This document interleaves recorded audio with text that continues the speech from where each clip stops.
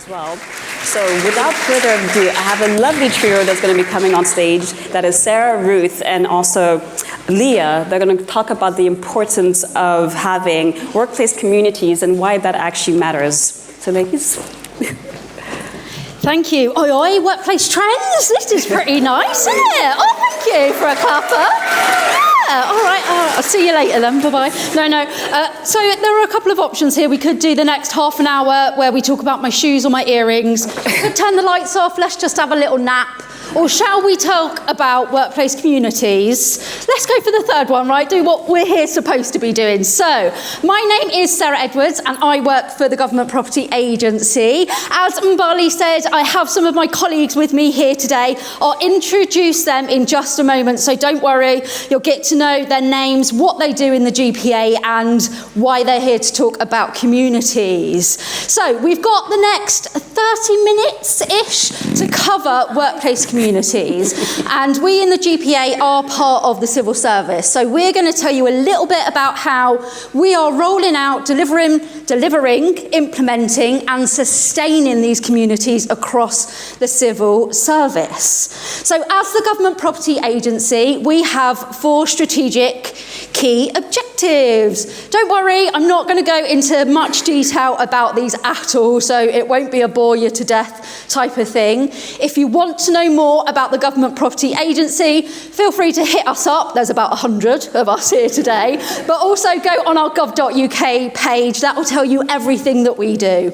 Ultimately, we are here to bring people and place together across the civil service estate. Now, don't cringe, those of you who have read Neil Usher's How to Not Fudge Up or Fudging Up the Workplace, whichever one it is. We are here to create great places to work. Now, I know that's on the no-no list in that book for him, but for us, that statement makes sense. It's kind of where we want to be as a civil service. So, myself, Leah and Ruth are here to talk about the team that we're in and what we're doing. So, we're the workplace experience team within the Government Property Agency. So, we are here to deliver the spaces that people need and the experiences they want. It could also be the other way around. The spaces they want and the experiences they need. Either one of those apply, right? That's a little less cringy than creating great places to work. Hopefully I haven't given Neil any fuel for his next book in terms of statements that are going to be on there. So, oh no, don't come for me in the comments, Neil. We love you. So, before I introduce Ruth and Leah, get them up on the stage, I wanted to just ask you guys a question. So, do what the cinemas tell us not to, do what some of your mum and dads tell you not to, get your phones out, scan that QR code. What we are going to create together is a bit of a word cloud that says what is important to you in the workplace. Now, this is going to be a fundamental question throughout our session over the next 25-ish minutes now. So keep that in mind. But at the moment, I'm interested in what it means to you individually, right here, right now, snapshot in time in terms of your opinions. So whilst you're doing that, I'd like to invite Ruth Smethurst up to the stage. Ruth, if you can give us a bit of an intro into who you are, what you do for the GPA, and why workplace communities are important to you.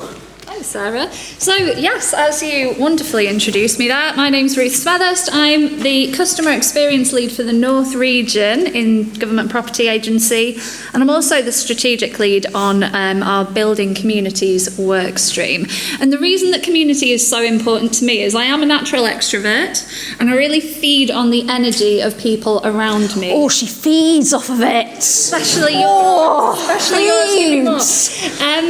This applies whether I'm around people that I know well who are in my immediate team, people like Sara, or people I've just met, like you guys. But I do find that I am much more creative when I'm around people who are creating. I find it much easier to focus when I'm around people who are being focused. So workplace community and having a welcoming community is important to me, not only because it's really good for my well-being as an extrovert, but it actually results in me getting better results at work as well, better outcomes. Love that. Thank you, Ruth. So Ruth's going to be back in a couple of minutes' time to tell us how we're delivering those workplace communities across the civil service estate. But right now, it's time to introduce you to Leah.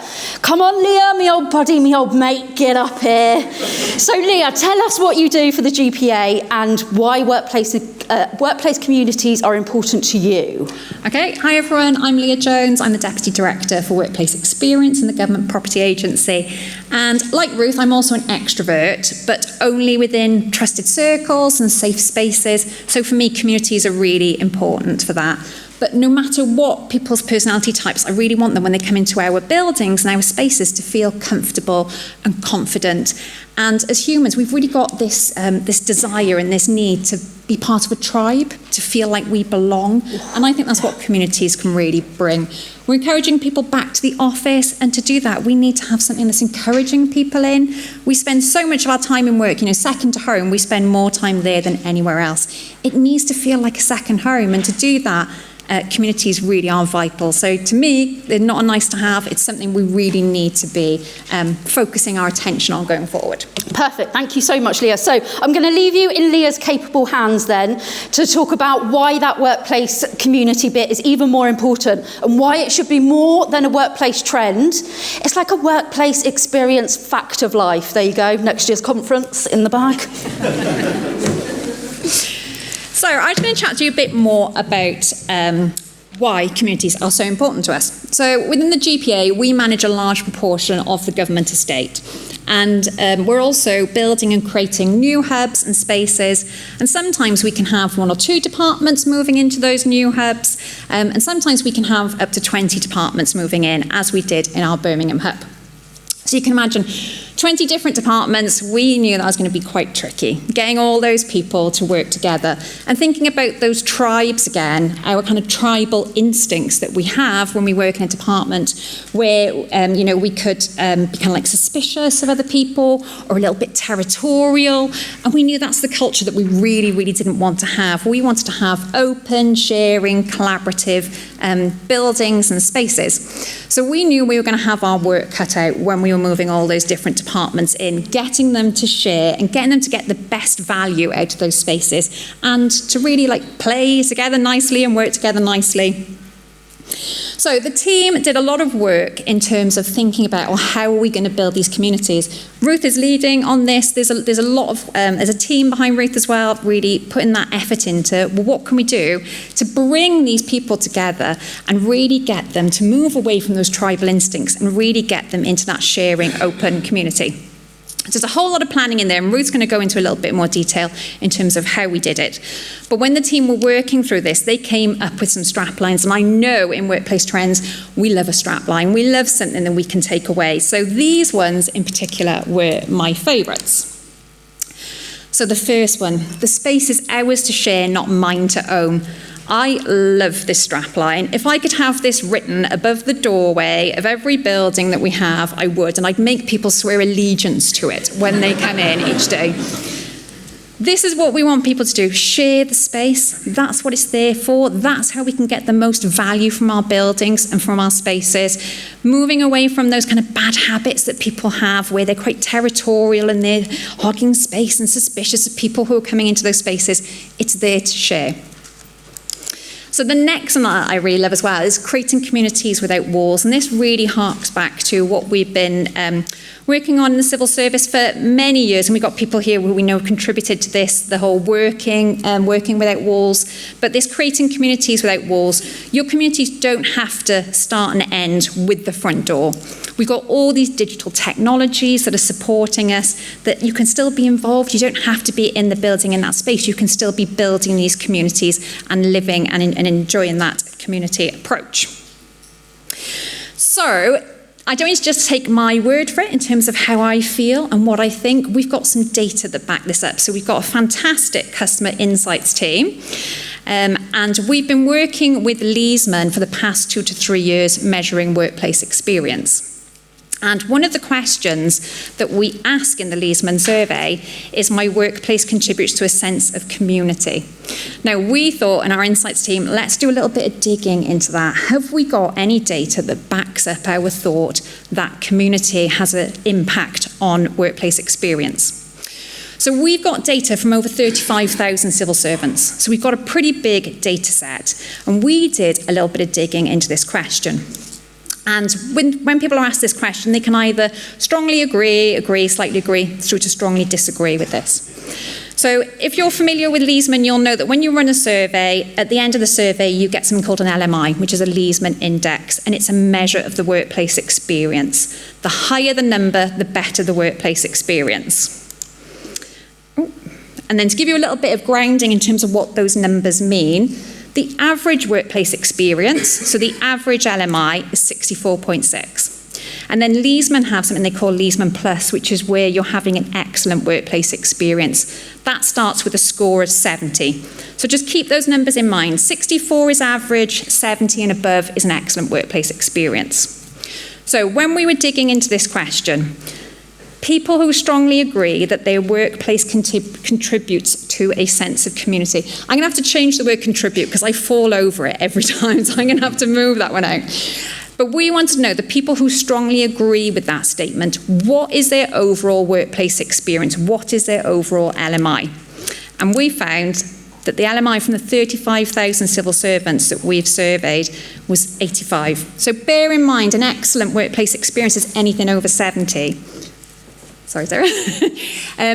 85 is beyond that. That's like having an outstanding workplace experience. So Sarah's come up on stage. You can see her now, like she's kind of on my shoulder, because we thought we'd have a little bit of a quiz to get you all involved. So we want to know what you think. What would be the LMI? What would be the workplace experience score when people strongly disagree with that statement? So I can't get up here and not do a quiz. Like, that is my thing that I need to do. So if we can, I'm going to give you 4 options. So obviously the answer is going to be lower, right?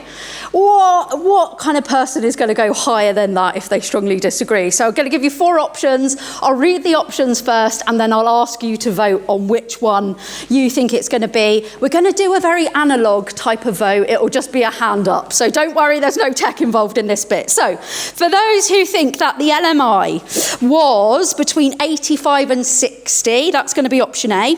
Option B is between 65 and 45. Option C is between 45 and 25. And then option D, 25 to 0. So all of those that think it was A, 85 to 65, pop a hand up for me. 1 optimistic, or 2 optimistic bunnies. Okay, those who think it was B, 65 to 45, middle of the range-ish. C, 45 to 25. Oh, hello, hands. There you are, you've been hiding. And then lastly, D, 25 to 0. Oh, come on. Oh!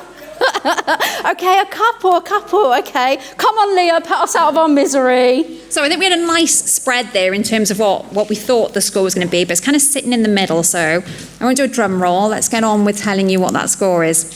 So those who strongly disagree, they've got an LMI of 30. So bear in mind the average workplace experience is 64.6. This is through the floor. People who disagree that their workplace has a sense of community, they're having a really poor workplace experience. Obviously, there's lots of things that contribute to a workplace experience, but when we're looking at this in particular, this community, we can see it has a big impact. 55 points difference between those who strongly agree and those who strongly disagree. This is the data that backs up why we believe those communities are so vital. And we've put this together in a nice bar chart so you can see that slope, how it literally does step off. When people strongly agree, they've got an LMI of 85, through to the right-hand side where they strongly disagree and they've got an LMI of 30. This is our evidence that's backing up what we've believed for so long, that communities are so important. We can see here there's a really strong correlation between communities and workplace experience. So there's a little bit of why and a little bit of the data to back up our thoughts behind that. I'm going to pass over to Ruth, and she's going to tell you a little bit more about how we've been going about creating those communities in our hubs and spaces. Now, as Leah mentioned, our GPA government hubs bring together lots of different departments who might well perceive that they've got little in common with one another. And the upshot of that is that even in shared spaces, there can be this perception that this is my bank of desks, or worse still, this is Department X's whiteboard, which I cannot use, or worst of absolutely all outcomes, I have to walk right the way through Agency Z before I can even use the kettle. And where you get people feeling this territorial of their spaces, they're going to be territorial about other resources too. So if people aren't comfortable sharing a kitchen with one another, how are they ever going to feel comfortable sharing ideas or learning opportunities, even job opportunities with one another? So these are the kind of barriers that we're attempting to break down when we build our communities. And what was quite surprising to us, as Leah mentioned, some of our buildings have up to 20 different departments in, and we were fully anticipating that there would be some ideas of ownership and territorialism in these types of buildings. What came as a bit of a surprise is that these mental boundaries exist even in buildings with just one or two tenant departments. I mean, let's face it, the rifts between the financial and HR functions can run pretty deep. So these territories still absolutely exist. But in a nutshell, if you ask people to share spaces, they are first going to want to get to know their neighbours. And doing that means beginning by establishing some common ground between people. Now, Leah promised you that I would tell you how. I can tell you how we've started to approach this. So my fantastic team of customer experience project leads start around about 12 to 18 months before a multi-tenanted hub is occupied by bringing together interested parties from across any and all departments who will be working together. And we intentionally start this activity quite early to try and build some excitement for the new workspace and the new environment that people are going to be brought into, and hopefully start to cultivate some of those relationships that will make people feel excited about moving in with each other, so to speak. Now, we do take a tools not rules approach, #optional, by which we mean we're not too prescriptive about what we want our community groups to deliver, or even how often we want them to meet. Instead, there are a couple of principles that we adhere to in pulling these groups together. So the first one is that people from every organisation and people at every grade are welcome and encouraged to participate in the community groups. As we know, and it's been touched upon several times today, people at the early stages in their career who are new to workforce might actually find additional benefits to being part of a community group like this one, because it exposes them to influential colleagues who might potentially take on a mentoring role for them. And it also gives them kind of empowerment to have ownership over initiatives that they might not get to do during the course of their sort of day job. The second principle is that customer experience project leads have a facilitation role. So we're not here to kind of dictate to any of their community groups that you deliver it like this, or on Thursdays we wear purple, or every Friday there's going to be a Macmillan bake sale. It's more about bringing people together and facilitating those conversations that help them to identify what their own common ground is, and take that forward, set their own direction. Which brings me nicely onto sort of the final principle that I want to talk about today, which is that all of our community groups are unique and self-determining, and they should meet the needs of the demographics of the building where those groups are established. So I have a couple of examples of how our community groups have really sort of determined themselves. I think it speaks volumes that in cities like Birmingham and London, where we have a great deal of ethnic diversity, the community groups have taken a special interest in celebrating religious festivals and agreeing fair use of prayer facilities within the building. By contrast, the hub that we've set up in Peterborough houses a lot of departments from the DEFRA group and a lot of people with a real passion for the environment. And they've really taken advantage of their location close to the Fens. So they've run a lot of sort of spring watch type photography competitions, a walking group. They even have a swan rescue team in Peterborough, which is not something that is ever going to have a universal appeal, let's face it. But it's ideal for the place and the people within our Peterborough hub. So that's a little bit about how we deliver it. Sarah, back to you. Thank you, Ruth. So we are in the final throes of what we've got to run through with you guys today. Ruth, just wondered if you wanted to quickly go through some of our stats. Yes, absolutely. I did want to draw attention to these because you can't really cover the how without covering but how do I do this on top of my day job? And I think that's a real and genuine challenge. So I've mentioned a little bit about kind of the grassroots, empowering people at all grades to participate in community. I think these are some of the stats that we are using to win over hearts and minds of senior leadership as well. So for them to really, really buy into this idea that the community development is something that you should be doing as part of your job rather than something that's perceived as an additional activity on top of a busy day job, which is a pretty daunting prospect, I think, for a lot of us. Hopefully, any and all senior leaders will be motivated by having a workforce that is engaged and one that thrives.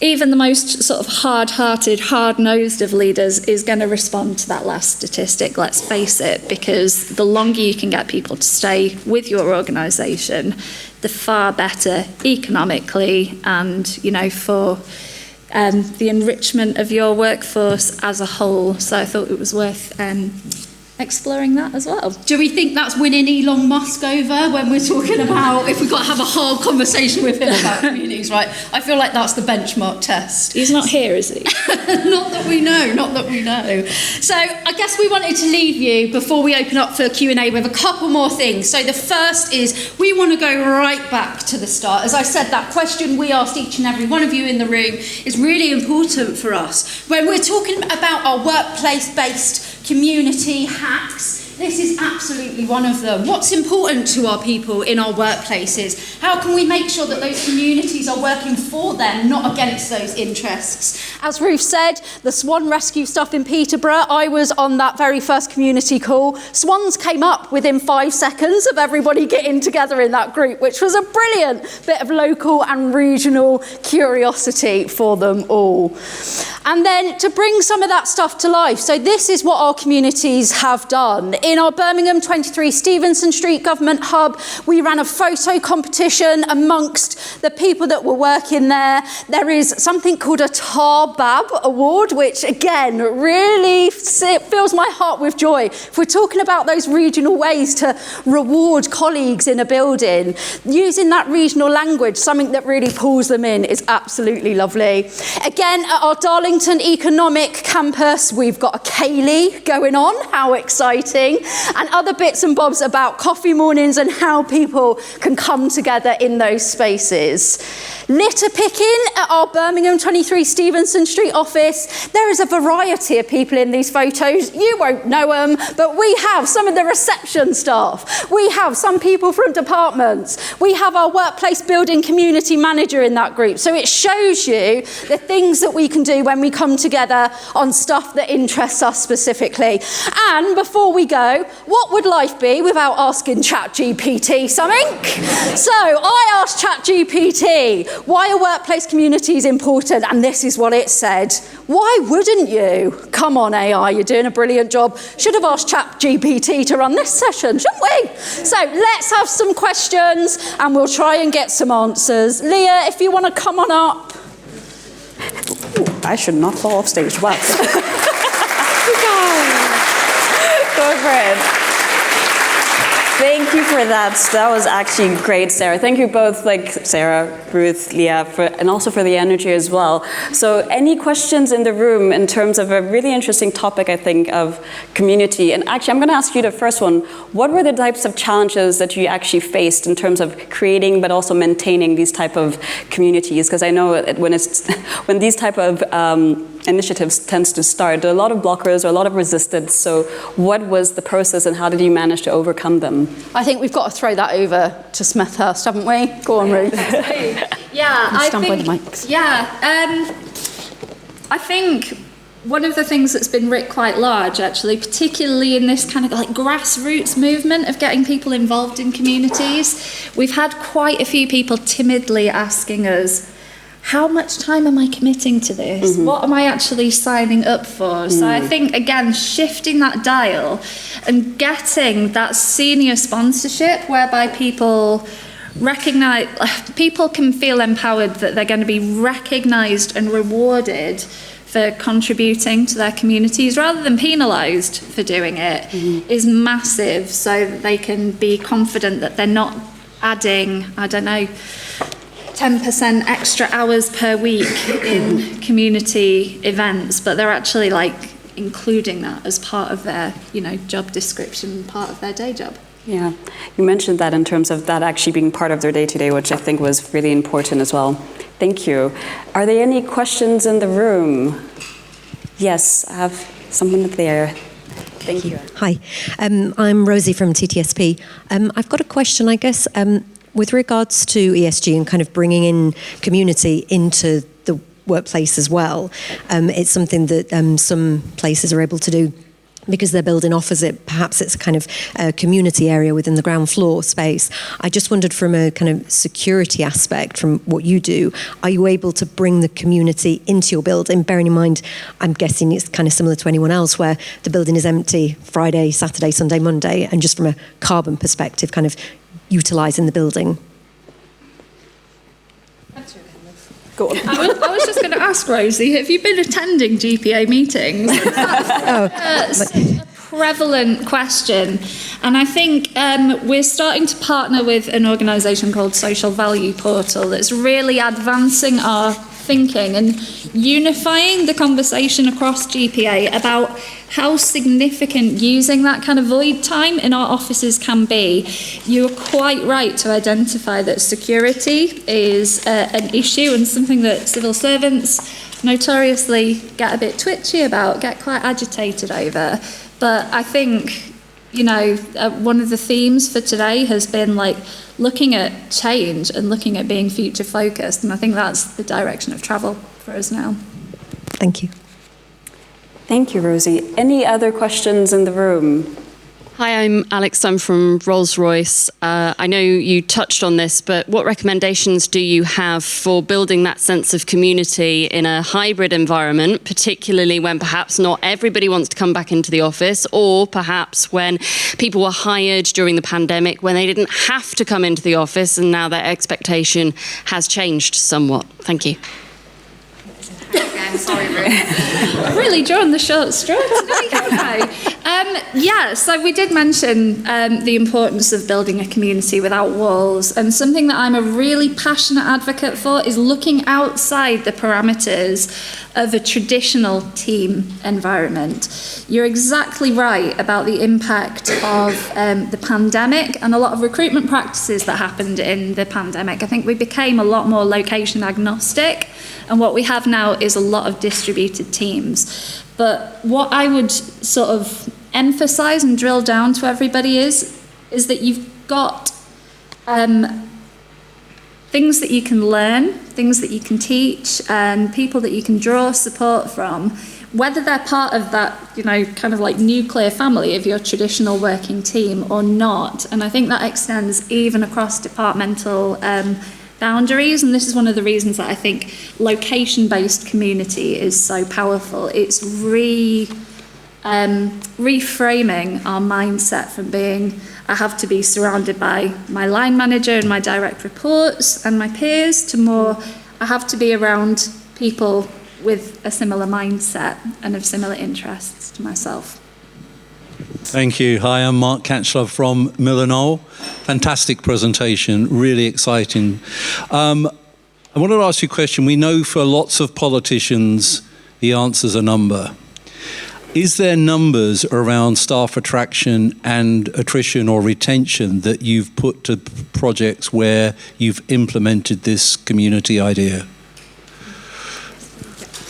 I'd say probably, Mark, with that, it's early days. We would love to do that. We're only just piloting the community, so we have launched them in a few of the hubs that Ruth mentioned, but we're still early days. We'd love to keep tracking that, and I have mentioned our insights team. That's the sort of thing that we can start to look at. Is there an impact with that, as you're suggesting, Mark? Those communities, those strong links, are they helping us to retain that talent that we want to? So I think that's something to keep watching, and I'm going to look at the insights team there so they can start thinking about that one, but maybe that's something for a future workplace trends. But I look forward to it. Thank you. Mark. Thank you. Well, thank you, ladies, for the really exciting and also high energy presentation. Another round of applause, please, everyone.